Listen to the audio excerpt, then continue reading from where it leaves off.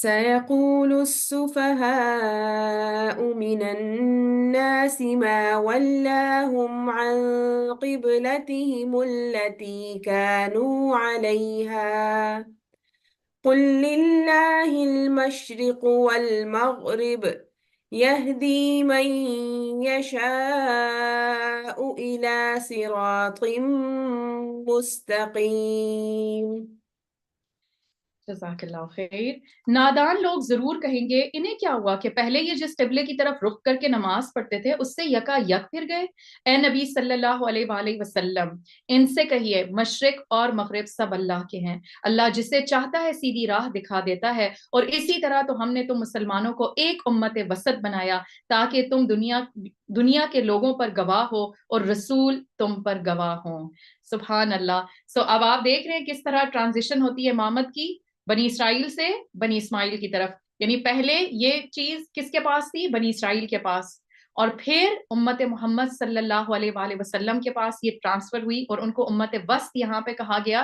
لیکن یہاں پر ان آیات کا کچھ پس منظر ایسے ہے کہ جب آپ صلی اللہ علیہ وآلہ وسلم مدینہ تشریف لائے، ہم کل بھی اس کا ذکر کر چکے ہیں کہ مدینہ میں جو یہود کے قبائل تھے وہ پہلے سے موجود تھے، تو وہاں پر 3 طرح کے گروہ رہتے تھے۔ ایک وہ جو مدینہ میں مسلمان ہوئے اوس اور خزرج میں سے، ایک وہ جو مسلمان نہیں ہوئے، اور تیسرا جو گروہ تھا وہ یہود کا تھا۔ یہود کے 3 قبائل وہاں پر تھے۔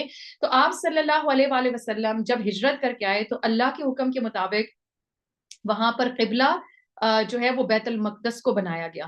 16-17 ماہ تک مسلمانوں نے بیت المقدس کی طرف منہ کر کے نماز پڑھی، اور پھر 16-17 ماہ کے بعد حکم آیا اور پھر قبلہ جو ہے وہ ٹرانسفر ہو گیا کعبہ کی طرف۔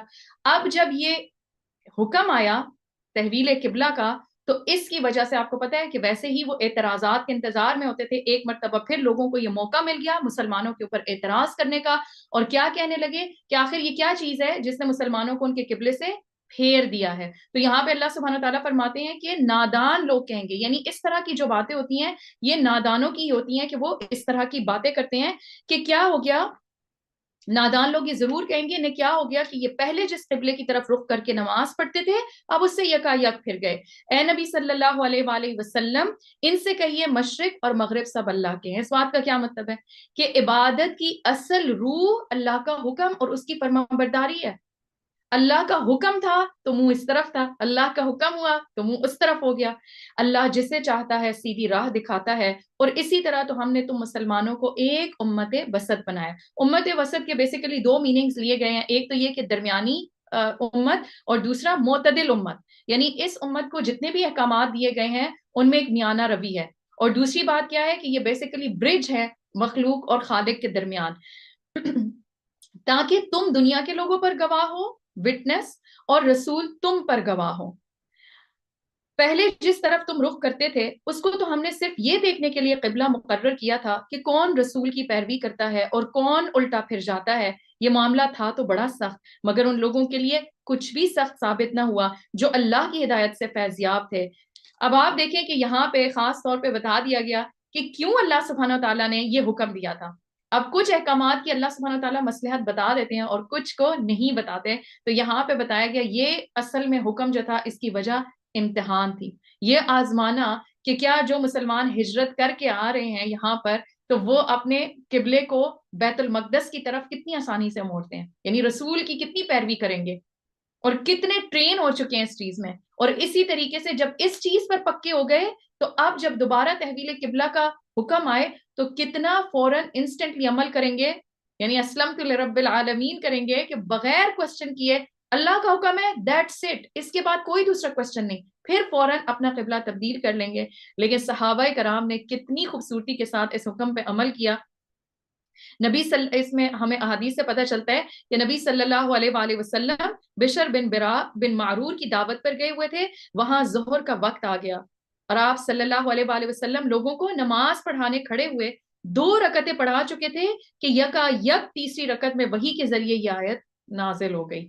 اسی وقت آپ صلی اللہ علیہ وآلہ وسلم اور جو آپ کے پیچھے نماز پڑھ رہے تھے وہ سب بیت المقدس سے کعبے کی طرف پھر گئے، نماز کے دوران ہی ڈائریکشن کمپلیٹلی چینج ہو گئی، یعنی انہوں نے اللہ کی اطاعت میں کوئی دیر نہیں لگائی۔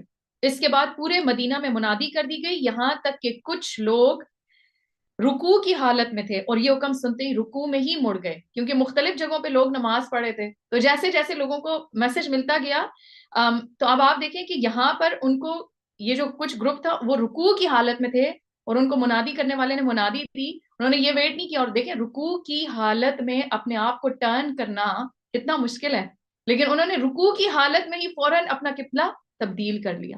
تو بیسیکلی یہ مائنڈ سیٹ اپنے اندر ڈیولپ کرنے کی ضرورت ہے کہ بس اللہ کے حکم پہ سبمیشن، سمعنا و اطعنا، سنا اور اطاعت کر لی، اور یہ بہترین مثال ہے صحابہ کرام کی اس چیز کی کہ وہ سنتے تھے اور فوراً دیر اینڈ دین اس کے اوپر عمل کر لیتے تھے۔ ہمارے ساتھ بھی بعض دفعہ زندگی میں یہ موقع آتے ہیں، یہ امتحانات آتے ہیں، اور آپ دیکھیں جب اس طرح کی چینجز انسان کی پرسنل لائف میں آئیں تب بھی مشکل ہوتا ہے، لیکن جب یہ قومی سطح پر آتے ہیں تب یہ مخالفت اور بھی مشکل لگنے لگتی ہے۔ تو اس موقع پر لوگوں کی پسند ناپسند کو چھوڑ کر اللہ کی پسند کے اوپر جم جانا اور دل میں اطمینان کو محسوس کرنا اصل میں یہی درست طریقہ ہے، کیونکہ اس وقت انسان کو یہی ہوتا ہے۔ آپ دیکھیں وہی جیسے ہم نے پہلے بات کی، جب انسان دین کی طرف آتا ہے بہت ساری چیزیں چینج ہونے لگتی ہیں، اور ان چینجز کے ساتھ لوگوں کی ایکسیپٹنس آنے میں ٹائم لگتا ہے، وہ آپ کو اس نئی حالت میں دیکھنے کے لیے ان کو تھوڑا سا ٹائم چاہیے ہوتا ہے اپنے ساتھ ایڈجسٹ کریں۔ تو اس موقع پر انسان کو گھبرا کر اس راستے کو چھوڑ نہیں دینا چاہیے کہ اب لوگ میرے پہ باتیں کر رہے ہیں، لوگ میرا مذاق اڑا رہے ہیں، لوگ میرے پہ اعتراض کر رہے ہیں، لوگ میرے پہ تنقید کر رہے ہیں، نہیں، بس اللہ کا حکم ہے۔ اب یہ ہر ایک کا امتحان مختلف ہوتا ہے، کچھ لوگوں کے لیے بہت ایزی ٹرانزیشن ہوتا ہے، لوگوں کی طرف سے سپورٹ ہوتی ہے، اور کچھ لوگوں کا امتحان بڑا ہوتا ہے، لیکن یہ یاد رکھیں وہ امتحان کا وقت گزر جاتا ہے، لیکن سخت امتحان کے بعد اگر انسان استقامت دکھاتا ہے تو اللہ سبحانہ و تعالیٰ نیکی اور ایمان اور تقوی کے بہت بلند درجات پر انسان کو لے جاتا ہے۔ تو اس موقع پر انسان کو گھبرانا نہیں چاہیے، اور اسی طریقے سے اپنی عقل، لوگوں کی پسند، معاشرے کے طریقے، یہ سب پیچھے جب اللہ کا حکم ہو، اللہ کا حکم سب سے آگے۔ اور دوسری بات کیا ہے کہ حالات کی تبدیلی کو ایکسیپٹ کرنا سیکھنا ہے ہم سب نے، کہ جب بھی چینجز آئیں، اور کائنات میں ہر کائنات کانسٹنٹ چینج کی حالت میں ہے، تو مختلف چینجز کے ساتھ خود کو اس فلو میں رکھنا یہ انسان کے لیے آسانی پیدا کرتا ہے۔ ہمارے ساتھ مشکل یہ ہوتی ہے کہ جب ہم اس کو ایکسیپٹ نہیں کرتے تو وہ چینج ہمارے لیے اور مشکل ہو جاتی ہے۔ آپ دیکھیں یہ جو دن اور رات کا جو فرق ہے، یہ جو سیزن کے چینجز ہیں، یہ جو رمضان کے چینجز ہیں، کبھی رمضان گرمیوں کا ہے، کبھی سردیوں کا ہے، کبھی دن لمبے، کبھی راتیں لمبی، کبھی نمازوں کا ٹائم بہت کوئک آ رہا ہوتا ہے، ایک دوسرے کے آگے پیچھے آ رہا ہوتا ہے، بہت شارٹ ڈیوریشن ہوتی ہے، اور کبھی نمازوں کا ٹائم کافی وقت کے بعد آ رہا ہوتا ہے۔ تو یہ کانسٹنٹ چینج انسان کو بہت کچھ سکھا رہی ہوتی ہے۔ تو اس میں اصل کی کیا ہے کہ انسان چینج مینجمنٹ کرنا جانتا ہو، کہ اب ایک چیز چینج ہو گئی ہے، اب میں نے اپنے آپ کو اس کے مطابق کیسے ڈھال لینا ہے۔ بہت سے لوگ اسی چیز میں پھنس جاتے ہیں اور اسی لیے مشکل میں رہتے ہیں کہ وہ کہتے ہیں ایسا کیوں ہو گیا، اب جو ہونا تھا وہ ہو گیا، اب یہ سوچنا ہے کہ اب اس حال میں اب ہمیں کرنا کیا ہے۔ اور اس میں مجھے جو ہے نا وہ حضرت مریم کی والدہ کی مثال جو ہے وہ بہت مجھے یاد آتی ہے، کہ ظاہر ہے کہ وہ کسی اور نیت ارادے سے انہوں نے دعا مانگی اور وہاں پر بچی پیدا ہو گئی، اور جب بچی پیدا ہو گئی تو ان کے ذہن میں تھا کہ میں تو دین کی خدمت کے لیے لڑکا مانگ رہی تھی، اب یہ بچی پیدا ہو گئی ہے، اب یہ کیسے دین کی خدمت کرے گی؟ لیکن انہوں نے فوراً کیا کہا، وَإِنِّي سَمَّيْتُهَا مَرْيَمَ وَإِنِّي أُعِيذُهَا بِكَ وَذُرِّيَّتَهَا مِنَ الشَّيْطَانِ الرَّجِيمِ، کہ اب تو جو ہونا تھا ہو گیا، اب سب سے پہلا کام کیا کہ میں نے اس کا نام مریم رکھ دیا ہے، اور میں اس کو اور اس کی اولاد کو شیطان کے شر سے تیری حفظ و امان میں، تیری پناہ میں دیتی ہوں۔ تو آپ دیکھیں کہ فوراً انسٹنٹلی سوچنا کہ اب تو جو ہونا تھا وہ ہو چکا، اب اس کے بعد کیا کرنا ہے۔ تو چاہے دین کے احکامات ہوں اور چاہے اللہ کی طرف سے دنیاوی امتحانات ہوں، ہر حال میں خود کو اللہ کی اطاعت پر قائم رکھنا ہے۔ اللہ سبحانہ و تعالیٰ فرماتے ہیں، اللہ تمہارے اس ایمان کو ہرگز ضائع نہ کرے گا، یقین جانو کہ وہ لوگوں کے حق میں نہایت شفیق اور رحیم ہے۔ اب یہ کون سے ایمان ہے جس کی یہاں پہ بات ہو رہی ہے؟ یہاں سے نماز کی امپورٹنس اور زیادہ پتہ چلتی ہے، کیونکہ یہ نمازوں کی بات آ رہی ہے۔ صحابہ کرام کے ذہن میں سوال اٹھا، یہ جو 16-17 ماہ سے جو ہم نمازیں بیت المقدس کی طرف قبلہ رخ ہو کے پڑھ رہے تھے، اب ان نمازوں کا کیا ہوگا؟ کیا وہ ضائع ہو گئی؟ تو اللہ سبحانہ تعالیٰ نے کیا فرمایا کہ اللہ تمہارے ایمان کو ضائع کرنے والا نہیں ہے۔ تو یہاں پہ نماز کو ایمان کہا گیا، اور اصل بات تو یہ ہے کہ وہ بھی اللہ ہی کے حکم سے تھا۔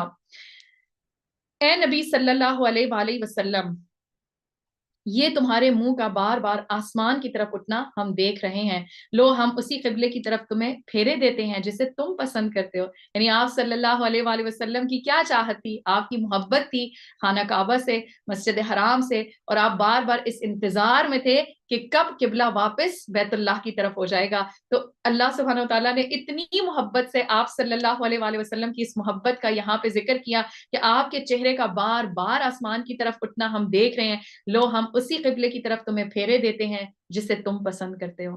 اور یہ یاد رکھیں، یہ صرف اور صرف آپ صلی اللہ علیہ وآلہ وسلم کے لیے نہیں ہے، ہم بھی جب اللہ کی طرف بار بار اپنا چہرہ موڑتے ہیں اور بار بار اس سے دین، ہدایت، اللہ کی کتاب کا علم، اس راستے میں اس کی دین کی خدمت، اس کتاب کی خدمت، ہم جیسی بھی چیز اللہ سے تڑپ تڑپ کے مانگ رہے ہوتے ہیں تو کیا ہوتا ہے، چہرہ بار بار آسمان کی طرف پلٹاتے ہیں کہ اللہ تعالیٰ ہماری بھی سن لے، اللہ ہمیں بھی دے دے. ہم کمزور ہیں، ہمارے پاس صلاحیت نہیں ہے، ہمارے اوقات کی، ہمارے پاس چیزوں کی کمی ہے. اللہ تیری قدرت تو وسیع ہے نا، میری تڑپ بہت زیادہ ہے. تو اللہ سبحانہ و تعالیٰ پھر اس طرف انسان کا رخ موڑ ہی دیتے ہیں. مسجد حرام کی طرف رخ پھیر دو، اب جہاں کہیں تم ہو اسی کی طرف منہ کر کے نماز پڑھا کرو. یہ لوگ جنہیں کتاب دی گئی تھی خوب جانتے ہیں کہ تحویل قبلہ کا یہ حکم ان کے رب ہی کی طرف سے ہے اور برحق ہے، مگر اس کے باوجود جو کچھ یہ کر رہے ہیں اللہ اس سے غافل نہیں ہے. تم ان اہل کتاب کے پاس خواہ کوئی نشانی لے آؤ، ممکن نہیں کہ تمہارے قبلے کی پیروی کرنے لگیں، اور نہ تمہارے لیے ممکن ہے کہ ان کے قبلے کی پیروی کرو، اور ان میں سے کوئی گروہ بھی دوسرے کی قبلے کی پیروی کے لیے تیار نہیں ہے. اور اگر تم نے اس علم کے بعد جو تمہارے پاس آ چکا ان کی خواہشات کی پیروی کی تو یقیناً تمہارا شمار ظالموں میں ہوگا. اب آپ یہاں پہ دیکھیں کہ یہ جو قبلہ رخ ہونا ہے نا، یہ امت مسلمہ کی پہچان ہے، ایک امتیازی نشان ہے. تو تحویل قبلہ کا مطلب کیا تھا کہ امامت بھی بیسیکلی ٹرانسفر ہو چکی ہے، اور قبلے کا تعین جو ہے یہ بہت امپورٹنٹ ہے، اس کی بہت امپورٹنس ہے اسلام کے اندر، نماز کے لیے بھی. اور آپ دیکھیں کہ جب قبر میں بھی اتارا جاتا ہے، آخری جو سفر ہوتا ہے وہ بھی کس طرف رخ کیا جاتا ہے، قبلہ رخ کیا جاتا ہے. ٹھیک ہے، تو اس لیے اس قبلے کی بہت زیادہ امپورٹنس ہے. اور ابھی ان آیات میں آپ دیکھیں گے کہ کس طرح یہ چیز ریپیٹ کی جا رہی ہے کہ نماز کے لیے جب بھی کھڑے ہو تو قبلہ رخ ہونا ہے. تو اس چیز میں انسان کو سستی نہیں کرنی چاہیے. اور obviously کہ علم کی کمی کی وجہ سے لوگوں کے اندر یہ چیز بہت عام ہو گئی کہ آپ صلی اللہ علیہ وآلہ وسلم سواری پر اپنی نماز پڑھتے تھے، اور ہم نے تھوڑا سا علم لے کر اور ہم نے کیا سمجھا کہ میں شاپنگ کرنے جا رہی ہوں، کوئی بات نہیں، مغرب کی نماز راستے میں آ جائے گی، اور چونکہ آپ صلی اللہ علیہ وسلم سواری پہ پڑھتے تھے تو میں بھی بیٹھے بیٹھے اپنی نماز گاڑی میں پڑھ لوں گی. سو آپ صلی اللہ علیہ وآلہ وسلم فرض نماز کو ہمیشہ قبلے کے تعین اور قیام کے ساتھ ادا کرتے تھے. ٹھیک ہے، سواری پر نہیں ادا کرتے تھے. آپ صلی اللہ علیہ وآلہ وسلم نے نوافل کی ادائیگی سواری پر کی ہے، اور اس کے لیے بھی پہلے سواری کو قبلہ رخ کرتے اور پھر نماز شروع کرتے، پھر سواری جب چل پڑتی تو پھر وہ ظاہر ہے وہ جس طرف بھی چلتی تو وہ اپنی نماز کو آپ صلی اللہ علیہ وسلم مکمل کر دیتے تھے. تو نماز کے لیے قیام اور قبلہ رخ ہونا دونوں فرض شرائط ہیں. ٹھیک ہے، اور آپ صلی اللہ علیہ وسلم کو اگر کبھی ایسا موقع نہ ملتا تو دو نمازوں کو آپس میں اکٹھا کر کے لیکن قیام اور قبلہ رخ ہو کر نماز ادا کرتے. اس میں جو صرف ایک ایکسیپشن رہ جاتی ہے وہ یہ رہ جاتی ہے کہ اب آپ جہاز میں ہیں یا کوئی چانس نہیں ہے آپ کے قیام کا، تو وہ پھر یہ ایسی صورت ہے کہ آپ اس چیز کو اس سے ہٹا سکتے ہیں. لیکن اس میں بھی گنجائش پھر بھی موجود ہے. یہ ہر بندہ اپنی کوشش کے مطابق دیکھے گا، کیونکہ بہت سارے جو ایئر لائنز ہیں ان کے اندر بھی سروسز موجود ہوتی ہیں. آپ اگر ان سے کہیں وہ آپ کو جگہ دے دیتے ہیں، اور آپ قیام کے ساتھ اور وہاں پہ سبحان اللہ کہ قبلے کی ڈائریکشن ساتھ ساتھ ایروپلین میں ڈٹرمن ہو رہی ہوتی ہے، تو آپ کو پتا ہوتا ہے قبلے کی ڈائریکشن کہاں ہے، تو آپ آرام سے اپنی جہاز میں بھی نماز پڑھ سکتے ہیں قیام کے ساتھ. اور بعض دفعہ یہ ہوتا ہے کہ ٹرانزٹس ہوتے ہیں تو آپ جیسے فلائٹ لینے سے پہلے ڈیپینڈنگ آن یور ٹائمنگ، میں یہ ڈفرینٹ سچویشنز بتا رہی ہوں، اس کا اپنا فقہ ہے، آپ ضرور اس کو سیکھیں، اس کو سمجھیں، کیونکہ پھر یہ بات یاد رکھیں کہ نماز قیامت کے دن پہلا سوال ہے. تو یہ نہیں کہ اچھا یہ تو سفر میں ہی تھا، اللہ غفور الرحیم ہے. اس طرح ایک مومن اور مسلمان نہیں ہوتا. آپ جو چیز پلان کریں اس میں آپ اپنی نمازوں کا سب سے پہلے دیکھیں کہ آپ نے اس کا کیا انتظام کیا ہے. شادیاں ہیں، کہیں سفر ہے، کہیں پہ بھی آپ جا رہے ہیں، کون سی نماز کہاں پہ آ رہی ہے اور اس کا کیا انتظام کر سکتی ہوں. تو اگر آپ فلائٹ سے پہلے دو نمازوں کو جمع کر سکتے ہیں ظہر اور عصر، آپ کر کے فلائٹ میں جائیں. ٹرانزٹ آیا, آپ وہاں پہ اترے, پھر آپ مغرب اور عشاء کو اکٹھا کر سکتے ہیں, آپ کر لیں. لیکن بعض فلائٹس لمبی ہوتی ہیں, ٹرانزٹس نہیں ہوتا, اسی میں 3-4 نمازیں چلی جاتی ہیں, تو اس صورت میں آپ نے کیا کرنا ہے. تو یہ ساری چیزیں سیکھنے سے متعلق ہیں, لیکن نارمل سرکمسٹانسز میں یہ بات کنفرم اور ایک اوتھینٹک چیز ہے کہ قیام اور قبلہ رخ ہونا بہت ضروری ہے. تو اللہ سبحانہ و تعالیٰ فرماتے ہیں جن لوگوں کو ہم نے کتاب دی وہ اس مقام کو جسے قبلہ بنایا گیا ایسے پہچانتے ہیں جیسے اپنی اولاد کو پہچانتے ہیں, مگر ان میں سے ایک گروہ جانتے بوجھتے حق کو چھپا رہا ہے. یہ قطعی ایک امر حق ہے تمہارے رب کی طرف سے, لہٰذا اس کے متعلق تم ہرگز کسی شک میں نہ پڑو. ہر ایک کے لیے ایک رخ ہے. سبحان اللہ. وَلِكُلٍّ وِجْهَةٌ هُوَ مُوَلِّيهَا فَاسْتَبِقُوا الْخَيْرَاتِ أَيْنَمَا تَكُونُوا يَأْتِ بِكُمُ اللَّهُ جَمِيعًا إِنَّ اللَّهَ عَلَى كُلِّ شَيْءٍ قَدِيرٌ. بہت ہی خوبصورت آیت ہے کہ ہر ایک کے لیے ایک رخ ہے جس کی طرف وہ مڑتا ہے, پس تم بھلائیوں کی طرف سبقت کرو. جہاں بھی تم ہوگے اللہ تمہیں پا لے گا, اس کی قدرت سے کوئی چیز باہر نہیں ہے. تو یہاں سے کیا بات پتہ چلتی ہے, قبلے کا تو تعین ہو گیا نمازوں کے لیے, لیکن ہماری زندگی میں صرف نماز ہی نہیں ہے, اور صرف نماز کے دوران ہم قبلہ رخ نہیں ہوتے, بلکہ ہر بندے کی زندگی کا ایک سینٹر آف لائف ہے, اس کی زندگی کے جینے کا ایک مقصد ہے جس کے پیچھے وہ جیتا ہے. تو ایک مومن کا سینٹر آف لائف کیا ہونا چاہیے, اللہ نے ہمارے لیے اس کو بھی ڈیفائن کر دیا. جیسے نماز کے لیے قبلہ ڈیفائنڈ ہے, اسی طرح مومن کے لیے اس کی زندگی کا مقصد ڈیفائنڈ ہے, اور وہ کیا ہے, فَاسْتَبِقُوا الْخَيْرَاتِ, نیکیوں میں دوڑ لگا دو. ہم دیکھیں ہماری مقابلہ بازی, ہماری کمپٹیشنز, ہمارے کمپیریزنز کس دوڑ میں لگے ہوئے ہیں, اور جب دین کی باری آتی ہے کتنے چست ہو کے اور کتنی انرجیٹک ہو کے اور کتنی خوشی خوشی اور کتنی کمپٹیشن کے ساتھ ہم آگے بڑھتے ہیں. ہم کہتے ہیں اچھا چلو باقیوں کو دیکھ لیں, اچھا اس نے حجاب لے لیا میں بھی لے ہی لوں گی, اچھا ابھی تو اور کوئی ہے نہیں نا, اچھا ابھی تک کوئی نماز کے لیے نہیں اٹھا, اچھا سارے اٹھے تو میں بھی پڑھ ہی لوں گی, کوئی اٹھا ہی نہیں میں کیا کروں, میں تو چاہتی تھی پڑھنا. نہیں, فَاسْتَبِقُوا الْخَيْرَاتِ. اگر کیونکہ فطرتاً اللہ سبحانہ و تعالیٰ نے انسان کے اندر کچھ چیزیں نیچر کا حصہ بنا دی ہیں, اور یہ جو کمپٹیشن کی نیچر ہے نا, یہ اللہ تعالیٰ نے انسان کے اندر ڈالی ہوئی ہے, لیکن اب اس کو چینلائز کیسے کرنا ہے یہ انسان کی چوائس پہ چھوڑ دیا گیا ہے. چاہے تو جوڑوں کی کمپٹیشن میں لگ جائیں, یا ڈیزائنر ہینڈ بیگز کی کمپٹیشن میں, یا جیولری کی کمپٹیشن میں, یا سلم اور سمارٹ ہونے کے کمپٹیشن میں, یا خوبصورت لگنے کے کمپٹیشن میں, اور یا پھر نیکیوں کی کمپٹیشن میں. Choice is ours, what do we want for our self.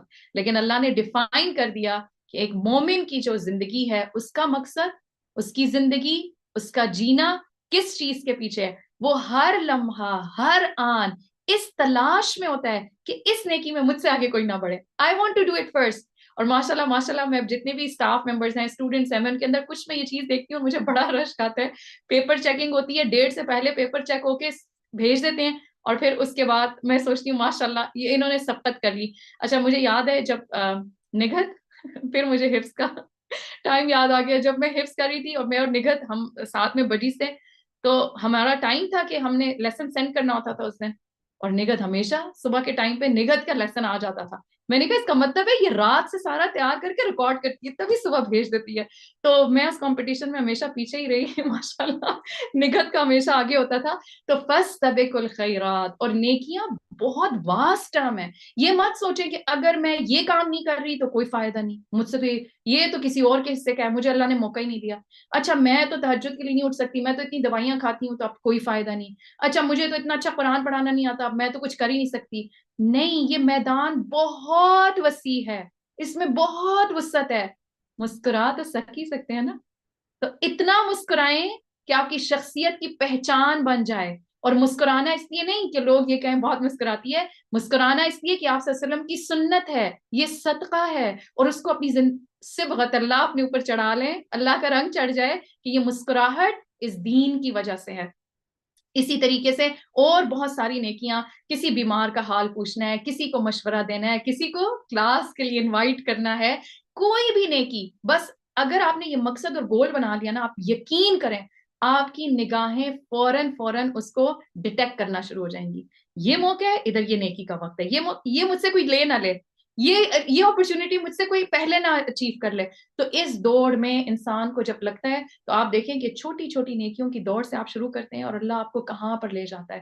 لیکن فوکس اس چیز کے لیے ہونا چاہیے, फस्तबिकुल खैरात, नमाज है तो अव्वल वक्त में नमाज की कोशिश, रोजे हैं तो फौरन जो रोजे रह गए उनकी कोशिश करना, सबसे पहले उनको मुकम्मल करना, उनकी गिनती पूरी करना। हज फर्ज हो गया है तो जो ही अपने हालात दुरुस्त हुए तो सबसे पहली कोशिश अपने हज को पूरा करना। इसी तरीके से ज़कात, ये इंतजार ना करना कि अच्छा अब अभी तो ज़कात फर्ज हुई है, 4 6 महीने 8 महीने ऊपर गुजर गए, बस सोच ही रहे हैं, इरादे कर ही रहे हैं, बंदा ही नहीं मिल रहा जिसको ज़कात देनी है, अभी तक यही नहीं पता कि किसको ज़कात देनी है। No, define it for yourself. ये फराइज हैं तो सबसे पहले फराइज की सबकत सबसे पहले होनी चाहिए, और फिर साथ ही साथ तमाम सुन्नतों की दौड़ में आगे से आगे होना। फस्तबिकुल खैरात। आगे अल्लाह सुब्हानहू व तआला फरमाते हैं, तुम्हारा गुजर जिस मकाम से भी हो वहीं से अपना रुख नमाज के वक्त मस्जिद हराम की तरफ फेर दो, क्योंकि ये तुम्हारे रब की बिल्कुल बरहक फैसला है, और अल्लाह तुम लोगों के आमाल से बेखबर नहीं है। और जहां से भी तुम्हारा गुजर हो अपना रुख मस्जिद हराम की तरफ फेरा करो, और जहां भी तुम हो उसी की तरफ मुंह करके नमाज पढ़ो, ताकि लोगों को तुम्हारे खिलाफ कोई हुज्जत ना मिले। हाँ, इनमें से जो जालिम है उनकी जबान किसी हाल में बंद ना होगी, तो तुम इनसे ना डरो बल्कि मुझसे डरो। सो ये भी एक की हिस्सा है, ये जो आयत का ये हिस्सा है, फला तख्शौहुम वख्शौनी, कि जहां पे आपको लगे कि आप दीन के ऊपर अमल कर रहे हैं, लेकिन लोगों की बातें, लोगों के एतराजात, लोगों की तनकीद आपके कदम डगमगा रहे हैं, तो फौरन इस हिस्से को याद करें, फला तख्शौहुम वख्शौनी, अल्लाह की खशियत को अपने दिल में महसूस करना, ये कदम को जमा के रखता है। तुम उनसे ना डरो बल्कि मुझसे डरो, और इसीलिए कि मैं तुम पर अपनी नेमत पूरी कर दूं, और इस तवक्को पर कि मेरे इस हुक्म की पैरवी से तुम उसी तरह फलाह का रास्ता पाओगे जिस तरह तुम्हें इस चीज की से फलाह नसीब हुई कि हमने तुम्हारे दरमियान खुद तुम में से एक रसूल भेजा जो तुम्हें हमारी आयात सुनाता है, तुम्हारी जिंदगियों को संवारता है, तुम्हें किताब और हिकमत की तालीम देता है, और तुम्हें वो बातें सिखाता है जो तुम जानते न थे, लिहाजा तुम मुझे याद रखो। फत्कुरूनी अज़कुरकुम वश्कुरूली वला तकफुरून, तुम मुझे याद रखो मैं तुम्हें याद रखूंगा, और मेरा शुक्र अदा करो और मेरी नाशुक्री ना करो, कुफरान नेमत ना करो। आप देखें ये जो अल्लाह को याद करना है ना, ये बड़ी ही खूबसूरत कैफियत है, और ये मुख्तलिफ तरीकों पे होती है कि हम अल्लाह को किस तरीके से याद करते हैं। तो जो तन्हाई में अल्लाह को याद करता है, अल्लाह भी तन्हाई में इसको याद करता है, और जो किसी मजलिस में अल्लाह को याद करता है तो अल्लाह उससे बेहतर मजलिस में, यानी फरिश्तों की मजलिस में उन लोगों को याद करते हैं। आप सल्लल्लाहु अलैहि वसल्लम ने फरमाया, जब बंदा कहता है ला इलाहा इल्लल्लाहु वल्लाहु अकबर, तो अल्लाह ताला फरमाता है बंदे ने सच कहा, मेरे सिवा कोई इलाह नहीं और मैं सबसे बड़ा हूं। फिर सूरह फातिहा की तरह आप देखें कि अल्लाह सुब्हानहू व तआला जवाब दे रहे होते हैं, you are in a direct conversation with अल्लाह सुब्हानहू व तआला। और जब बंदा कहता है ला इलाहा इल्लल्लाह वहदहू, तो अल्लाह ताला फरमाता है मेरे बंदे ने सच कहा, मैं मुझ अकेले के अलावा कोई माबूद नहीं। जब बंदा कहता है ला इलाहा इल्लल्लाह ला शरीक लह, तो अल्लाह फरमाता है मेरे बंदे ने सच कहा, मेरे सिवा कोई माबूद नहीं और मेरा कोई शरीक नहीं। जब वो कहता है ला इलाहा इल्लल्लाह लहुल मुल्क व लहुल हम्द, तो अल्लाह ताला फरमाता है मेरे बंदे ने सच कहा, मेरे सिवा कोई माबूद नहीं, बादशाही मेरे लिए ही है, तारीफ भी मेरी ही है। जब बंदा कहता है ला इलाहा इल्लल्लाह वला हौला वला कुव्वता इल्ला बिल्लाह, तो अल्लाह ताला फरमाता है मेरे बंदे ने सच कहा, मेरे सिवा कोई माबूद नहीं और मेरी तौफीक के बगैर गुनाह से बचाव नहीं और नेकी की ताकत नहीं। यानी अल्लाह ताला जब हम अल्लाह का जिक्र कर रहे होते हैं तो साथ साथ अल्लाह जवाब देते हैं। एक मर्तबा एक बद्दू आप सल्लल्लाहु अलैहि वसल्लम के पास आया और कहने लगा, ए अल्लाह के रसूल सल्लल्लाहु अलैहि वसल्लम, मुझे किसी बेहतरीन चीज की तालीम दें। आप सल्लल्लाहु अलैहि वसल्लम ने उसका हाथ पकड़ लिया और फरमाया इस तरह कहा करो। तो अब आप देखें कि बाज़ दफा हम अपने बच्चों को भी सिखा रहे होते हैं। ये है आप सल्लल्लाहु अलैहि वसल्लम की सुन्नत से हिकमत का सीखना। एक जगह पे हम एक उस्ताद के तरीके से तालीम देते हैं, लेकिन हर जगह पे हम उस्ताद बन के तालीम नहीं दे सकते। तो बाज जगहों पे इस तरीके से बैठकर किसी का हाथ हाथ में पकड़कर, अब वो बच्चा है, आपके घर की मेड है, जिनको खास तौर पे हम थोड़ा सा अपने लेवल से नीचे समझ रहे होते हैं ना, चाहे उम्र के लिहाज से, रुतबे के लिहाज से, तो फिर हम उनको वो इंपॉर्टेंस नहीं दे रहे होते। एक बद्दू आया, उसने कहा कि आप मुझे कुछ सिखाएं, तो आप सल्लल्लाहु अलैहि वसल्लम ने कितने खूबसूरत तरीके से पहले उनका हाथ पकड़ा और उनको फिर सिखाया, क्या कहो, सुभान अल्लाह वल्हम्दुलिल्लाह वला इलाहा इल्लल्लाह वल्लाहु अकबर। और उसने क्या किया, बद्दू ने अपनी उंगलियों पर गिन लिया और चला गया, लेकिन कुछ सोचने के बाद پھر واپس آ گیا. آپ صلی اللہ علیہ وسلم اس کو دیکھ کر مسکرائے اور فرمایا خستہ حال بدو اب کچھ سوچنے لگ گیا ہے. تو کہنے لگا اے اللہ کے رسول صلی اللہ علیہ وآلہ وسلم سبحان اللہ والحمد للہ ولا الہ الا اللہ واللہ اکبر، یہ تو ساری اللہ کی تعریف ہے، میرے لیے اس میں کیا ہے؟ تو آپ نے فرمایا اے عرابی جب تم سبحان اللہ کہو گے تو اللہ کہے گا تم نے سچ کہا، جب تم الحمدللہ کہو گے تو اللہ فرمائے گا تم نے سچ کہا، جب تم لا الہ الا اللہ کہو گے تو اللہ فرمائے گا تم نے سچ کہا، اور جب تم اللہ اکبر کہو گے تو اللہ تعالیٰ کہے گا تم نے سچ کہا. تم اور جب تم کہو گے اللہم اغفر لی تو اللہ تعالیٰ فرمائے گا میں نے تمہیں بخش دیا، اور جب تم کہو گے اللہم ارحمنی تو اللہ تعالیٰ فرمائے گا میں نے رحم کر دیا، اور جب تم کہو گے اللہم ارزقنی تو اللہ تعالیٰ فرمائے گا میں نے رزق دینے کا فیصلہ کر دیا. تو بدو اپنے ہاتھ پر بدو نے 7 کلمات اپنے ہاتھ پر گن لیے. تو یہ کتنا مشکل ہے ان کو کرنا نا، لیکن اتنا آسان اور اتنے تھوڑے سے ٹائم میں اتنی بڑی خیر ہم اللہ کو یاد کر کے سمیٹ سکتے ہیں. سبحان اللہ والحمد للہ ولا الہ الا اللہ واللہ اکبر اللہم ارحمنی اللہم اغفر لی اللہم ارزقنی. آگے اللہ سبحانہ وتعالیٰ فرماتے ہیں، اور پھر آپ دیکھیں کہ اللہ کے ذکر کے ساتھ ساتھ اللہ نے اپنے شکر کا بھی حکم دیا.